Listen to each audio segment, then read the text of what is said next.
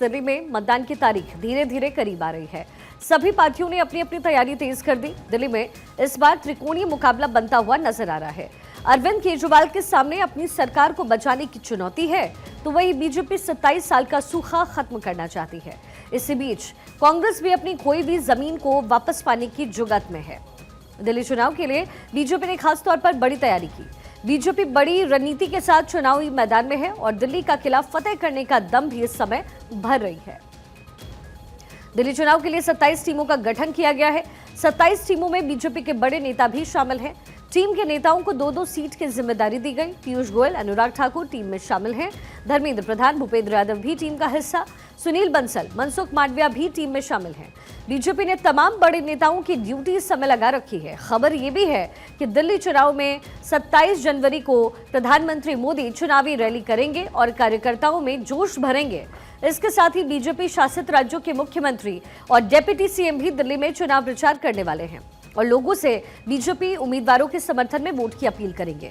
उत्तर प्रदेश के सीएम योगी आदित्यनाथ की दिल्ली में 14 जनसभाएं होंगी और ये तमाम जनसभाएं 23 जनवरी से शुरू हो जाएंगी।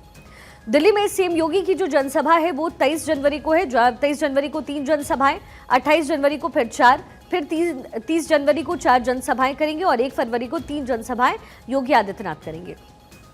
बताया जा रहा है कि बीजेपी सीएम योगी की जनसभाएं ऐसे इलाकों में करवाएगी जहां पर मुस्लिम आबादी ज्यादा है।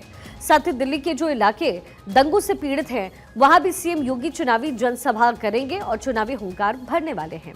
उत्तर पूर्वी दिल्ली में रैली होगी, मुस्लिम बहुल इलाकों में रैली होगी। फरवरी 2020 में भड़के थे यहाँ पर दंगे। इन सीटों पर मुस्लिम वोट बेहद अहम है। हरियाणा और महाराष्ट्र चुनाव में बीजेपी की जीत के बाद सीएम योगी की डिमांड बढ़ गई है। सीएम योगी हिंदुत्व का एक बड़ा चेहरा है। सीएम योगी का हरियाणा विधानसभा चुनाव में उन्होंने वक्त दिया था और स्टेटमेंट बटेंगे तो कटेंगे जो स्टेटमेंट दिया वो काफी चर्चा में आया। इसका असर ये हुआ कि हरियाणा में बीजेपी ने ऐतिहासिक जीत दर्ज की और फिर महाराष्ट्र चुनाव में भी ये नारा सुपरहिट साबित हुआ। तो अब खेल पलटने की तैयारी इस समय बीजेपी दिल्ली में भी कर रही है। हरियाणा में 14 सीट पर कैंपेन किया, 9 सीट पर जीत दर्ज हुई और 64% जो स्ट्राइक रेट है वो रहा।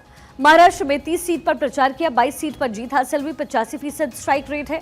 हरियाणा और महाराष्ट्र दोनों ही चुनाव में सीएम योगी आदित्यनाथ की स्ट्राइक रेट शानदार रही। अब दिल्ली में भी सीएम योगी प्रचार करने वाले हैं और बीजेपी चुनाव जीतने की कोशिश करने वाली है। तो बीजेपी के दंगल में इस समय तमाम पॉलिटिकल पार्टीज उतर रही है। एक तरफ आम आदमी पार्टी एक बार फिर से सत्ता में आए, ये कोशिश उनकी तरफ से। बीजेपी त्रिकोणीय मुकाबला बनाता हुआ इस समय नजर आ रहा है। वहीं कांग्रेस जो अपनी खोई हुई जमीन है वो दिल्ली विधानसभा चुनाव के जरिए तलाशने की कोशिश कर रही है।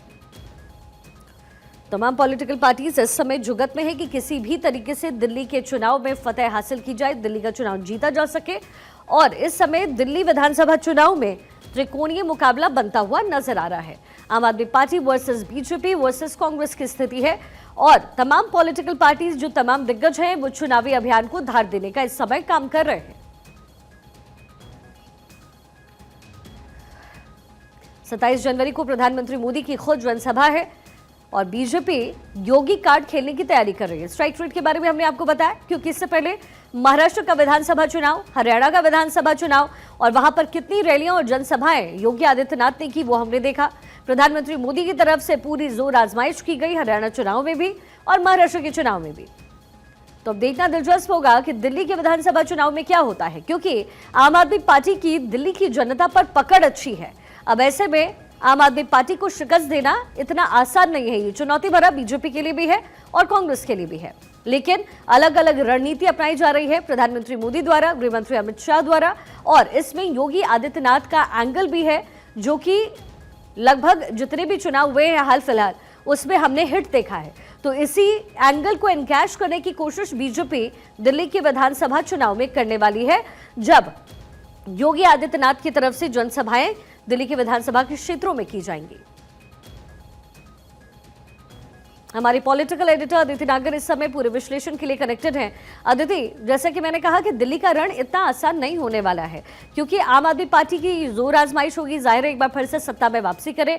बीजेपी के लिए चुनौती है कि 27 साल का सूखा खत्म हो और कांग्रेस की सबसे बड़ी चुनौती है कि जो कोई भी जमीन है वो किसी भी तरीके से वो तलाशने की कोशिश करे। देखा, मैं उम्मीद कर पा रही हूँ कि आप मेरी आवाज सुन पा रही होंगी। जी बिल्कुल।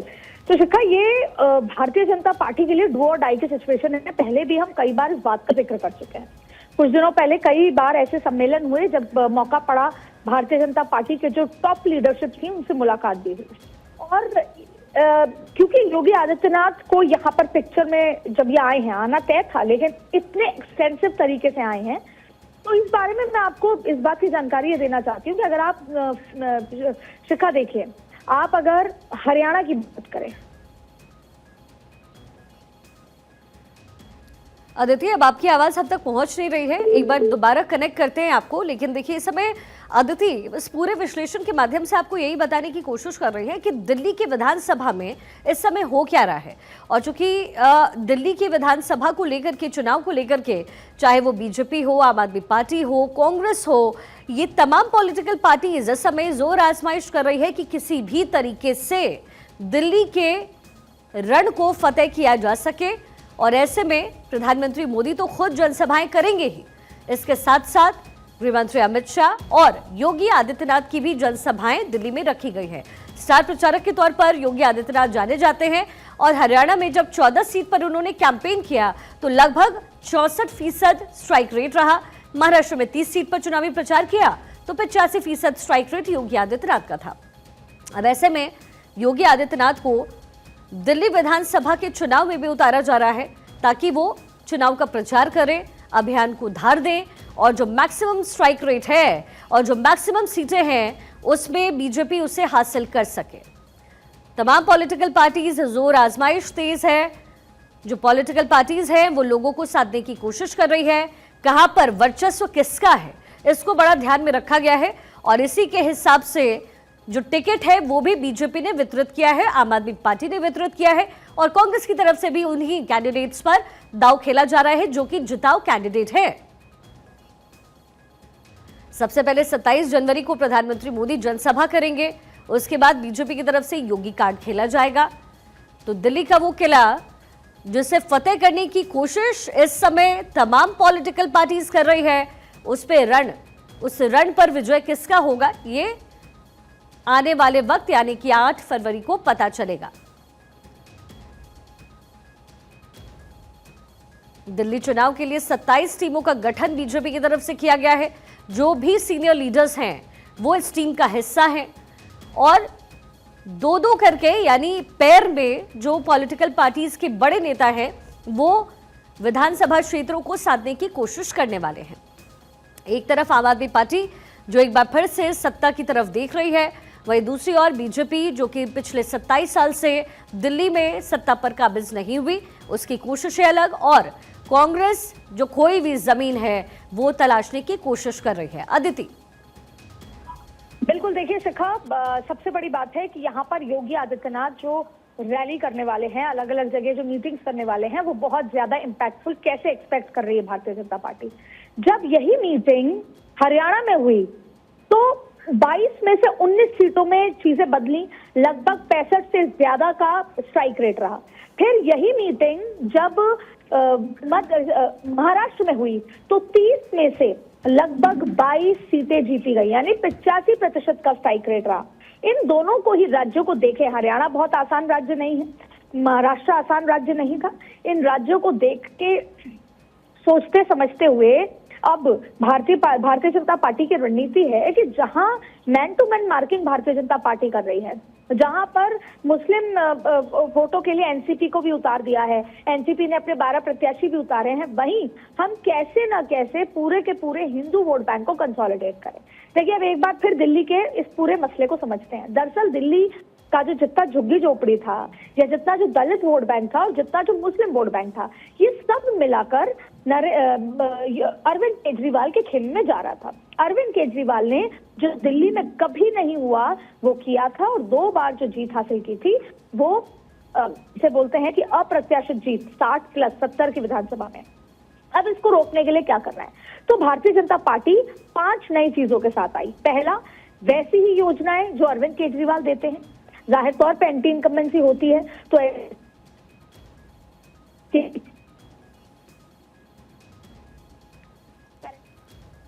जी अदिति, बात है कि किस तरीके से मैन टू मैन मार्किंग करना। आप पूरे दिल्ली में 70 विधानसभा सीटों पर जहां जहां पर दलित समुदाय है, ओबीसी समुदाय है, वहां पर देश भर से जितने भी नेता बीजेपी के पास हैं, वहां जाकर उनको बातचीत कर रहे हैं कि आपको कर रहे हैं। वैसे महाराष्ट्र हुआ, फिर ग्रुप बनाए गए और उन ग्रुप में भी इस तरह की चीजें हुई कि कैसे सबको टारगेट करना है। लेकिन ब्रह्मास्त्र क्या है? ब्रह्मास्त्र ये है, इस ब्रह्मास्त्र को अगर हम समझें तो ब्रह्मास्त्र ये है कि कितना ही हम मैन टू मैन टारगेट करें, जब तक कि मुस्लिम वोट बैंक कंसोलिडेट नहीं होगा तब तक कि भारतीय जनता पार्टी जीत नहीं दर्ज करा पाएगी। अब आपको इन पूरे चुनाव में भी एक क्या चीज देखने को मिलेगी, आपको जो बटोगे तो कटोगे वाले जैसे कई नारे दिखेंगे, आपको वक्फ की कई जमीनें जिस तरीके से ली गई उसकी बात होगी, आपको वो तमाम बातों का यहाँ पर जिक्र होते हुए नजर आएगा रैली में, जिससे कहीं ना, और आपने कहा था कि मुस्लिम बाहुल्य इलाके में कर रहे हैं, उन लगे कर रहे हैं जहां पर पहले उस तरह की स्थितियां पैदा हो चुकी हैं, जहाँ पे राइट्स हो चुके हैं जाहिर तौर पे। अब आप देखिए कि ये जो दलित वोट है जो छिटक के चला जाता है, उस दलित वोट को कैसे कंसोलिडेट करके वापस लिया जाए, बस उसी की पूरी टारगेट है। योगी आदित्यनाथ 12 से 14 रैलियां करने वाले हैं, एक एक दिन में 3-3 रैलियां करने वाले हैं, और उस रैलियों में किस तरीके से सबसे महत्वपूर्ण बात है कि योगी आदित्यनाथ पोलराइजेशन करेंगे। और आपने देखा होगा एक तरफ तो जिस तरीके से कुंभ का मेला चल रहा है, और कुंभ के मेले के साथ साथ एक इम्पैक्ट आता है, लोगों के मन में एक भावना आती है। दूसरी बड़ी बात है कि दिल्ली का चुनाव अब एक जिसे बोलते हैं रण की तरह हो चुका है। ये बात दिल्ली के लिए नहीं है, ये महत्वपूर्ण है कि अरविंद केजरीवाल तीसरी बार 3 बार शपथ तो भले ही ले चुके हो, पर तीसरी बार मुख्यमंत्री ना बने। और पहली रणनीति जाहिर तौर पर भारतीय जनता पार्टी चुनाव सत्ता की कुर्सी से उनको रोकने के लिए कर रही है। तो जहां दूसरे नेता ये कोशिश कर रहे हैं कि उनके आम आदमी पार्टी की छवि को डेंट लगे, वहीं योगी आदित्यनाथ आकर इस पूरे चुनावी मैदान में बटोगे तो कटोगे से लेकर हर वो एक बात जो शायद कोई उस खुल के नहीं कहा जा सकता, लेकिन योगी को लेकर उसकी एक बड़ी फैन फॉलोइंग है। योगी के इरादे और हिंदुत्व का जो चेहरा है वो बड़ा साफ है। तो पूरे का पूरा हिंदू कंसोलिडेट करने के लिए यहाँ पे रैलियां हैं, और आप देखेंगे कि जैसे जैसे ये रैलियां खत्म होंगी आपको उस तरह का इम्पैक्ट भी देखने को मिल जाएगा। ये बात अलग है कि जो चेहरा है नरेंद्र मोदी, उनकी भी रैलियां होंगी, लेकिन आपने कुछ दिनों में देखा एक है तो सेफ है, जैसे अफर्मेटिव बयान जरूर मोदी जी की तरफ से आते हैं, लेकिन अब हार्ड बयान नहीं आते, जैसे कि बटोगे तो कटोगे। जाहिर तौर पे नरेंद्र मोदी ग्लोबल लीडर के तौर पर है, उनको ग्लोबली भी अपनी इमेज और अपने मैसेज देने की बात है। इसलिए योगी आदित्यनाथ यहाँ पर आकर वो हिंदुत्व की जो बात है जो पहले दिन नरेंद्र मोदी ने शुरू की थी वक्फ बोर्ड की बात करके, वो यहाँ पर होती नजर आएगी। और यही चिंता अरविंद केजरीवाल की है, इसीलिए अरविंद केजरीवाल ने जो पुजारी थे या जो